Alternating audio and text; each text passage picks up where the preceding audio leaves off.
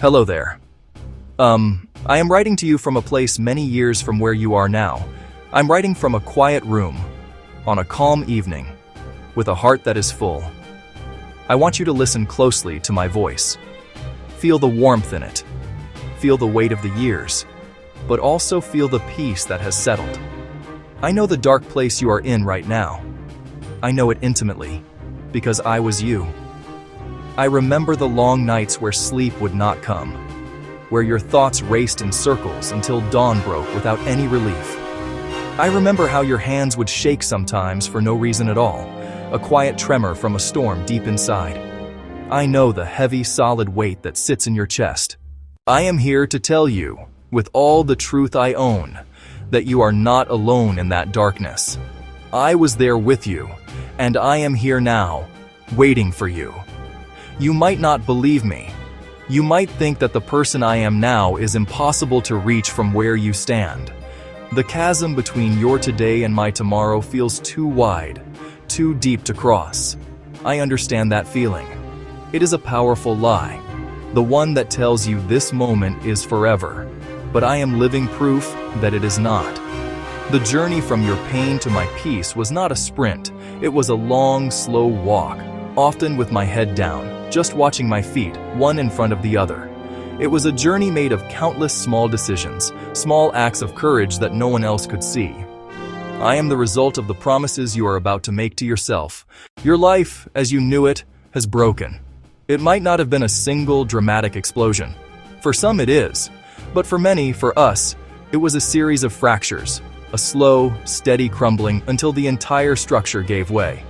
Perhaps it was the job you poured your soul into, the one that defined you, that was suddenly taken away, leaving you feeling adrift and without purpose. Or maybe it was a love you believed was your anchor, a person who was your home, who walked away and left behind a silence that screams. It could have been a dream you nurtured since you were young, that finally withered and died. The cause does not matter as much as the effect. The pain arrived like a relentless, howling storm, and you were caught in the open. You did your best to hold on. I remember. You braced yourself against the wind. You tried to patch the cracks. You told yourself you were strong enough to withstand it. But every storm has its breaking point, and so did you. There came a moment when your grip failed. The last piece slipped through your fingers. You fell apart. It was not a gentle collapse. It was a shattering. Listen to me now. This is important. Do not try to fix everything at once. When a life shatters, the instinct is to frantically try to glue the large pieces back together, to restore the old shape as quickly as possible. But this rush is a trap. It leads to sloppy work, a structure weaker than before, destined to break again. Your first job is not to become perfect overnight. Your first job is to be kind to the person who is trying to survive. Start small. Find the smallest possible anchor, the tiniest island of order you can create. Rebuilding begins with a quiet, humble act. Start with your immediate surroundings. Look at the space you live in. When your inner world is in chaos, your outer world reflects it. So, start there. Don't reorganize your whole life. Just clean the kitchen, wash the dishes, wipe down the counters, feel the warm water on your hands. Focus on that simple physical task. Or make your bed. Smooth the sheets, fluff the pillows. Create one small corner of calm. These acts may seem insignificant. They are not. They are declarations.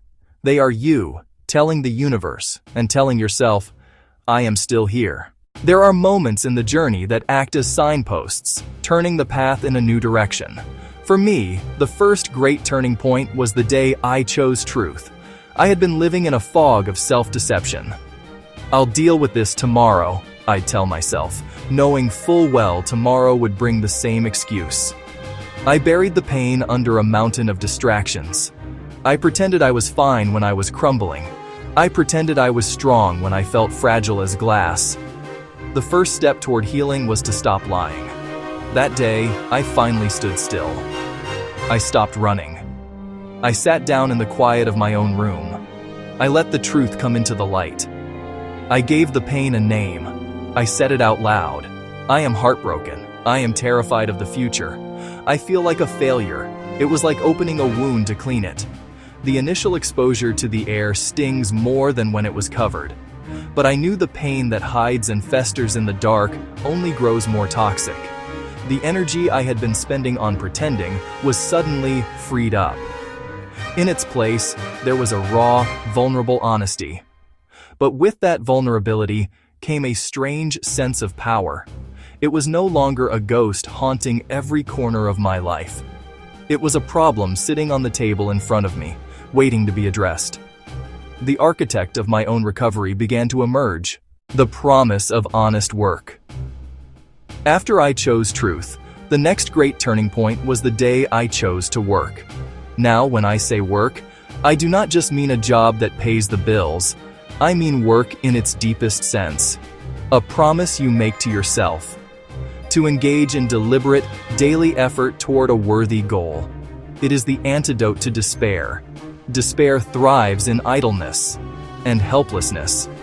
It tells you that nothing you do matters, so you might as well do nothing. Work is the direct refutation of that lie. It is the physical manifestation of hope. Planting a seed in the ground, believing that with care and effort, something will grow. The key is to set a simple, achievable plan. Choose one thing you do every single day that moves you forward, even by an inch. Writing for 15 minutes, studying a new skill for 20 minutes online, going to the gym, not to become a bodybuilder, but to show up and move for half an hour.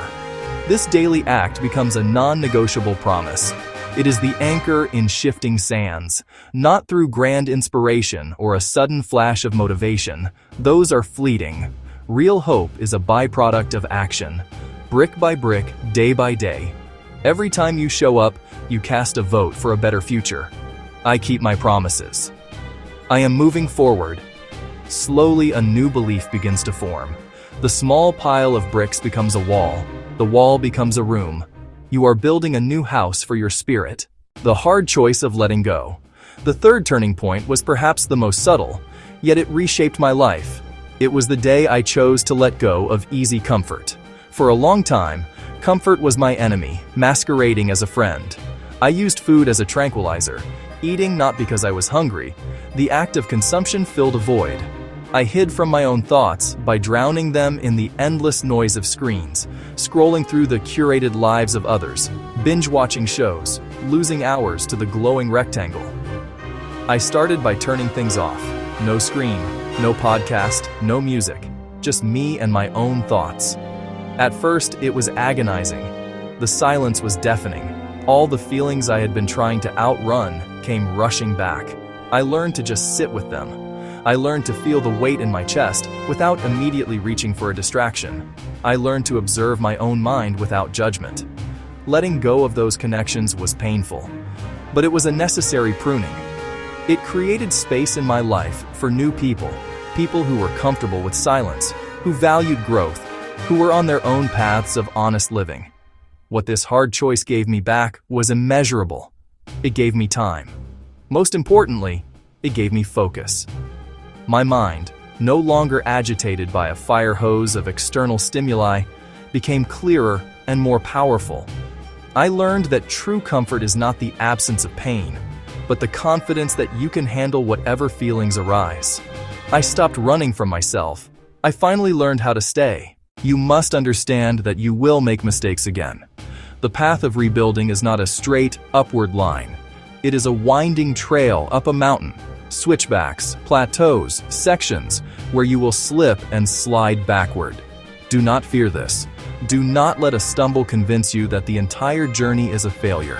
Every slip is a lesson in disguise. When you fail, when you break a rule you set for yourself or fall back into an old destructive habit, you do not lose your worth. The difference was, the next morning, I did not give up. I forgave myself, adjusted my plan, and started again. Our culture teaches us to celebrate only the big dramatic victories, the promotion, the finish line, the final reveal. But a life is rebuilt in the small moments. Did you get out of bed today when every part of you wanted to stay hidden under the covers? That is a win. Did you make that phone call you were dreading? A win. Did you choose a glass of water over a soda? a win. These are not small things. They are the doorways to more. When you begin to consciously collect these small victories, you create a chain of evidence that proves you are capable. Time will be your greatest teacher and your harshest adversary. Some days will feel endlessly long and empty, filled with a hollow ache that seems to stretch into infinity. The old voice will whisper, "This is too hard.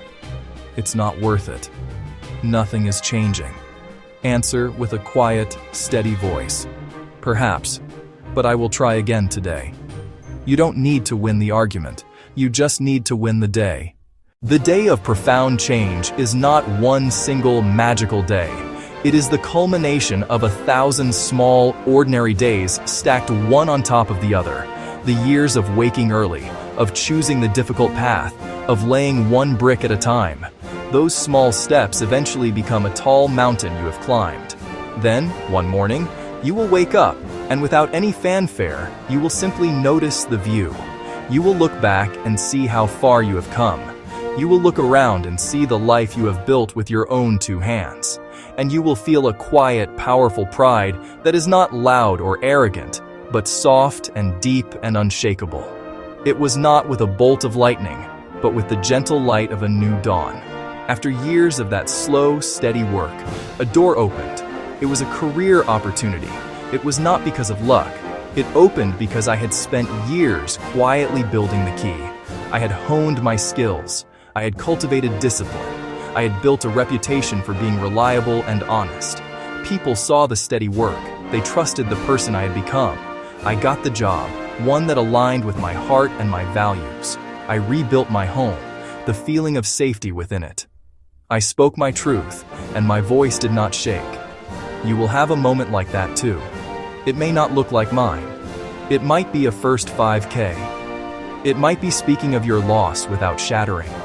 It might be quiet, loving acceptance in the mirror. It may look small to the outside world, but to you, it will feel like everything. It will be the summit.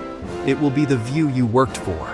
It will be worth every single difficult step of the climb. And so, here is my final honest ask from me to you. Keep going. I know you are tired. I know it hurts.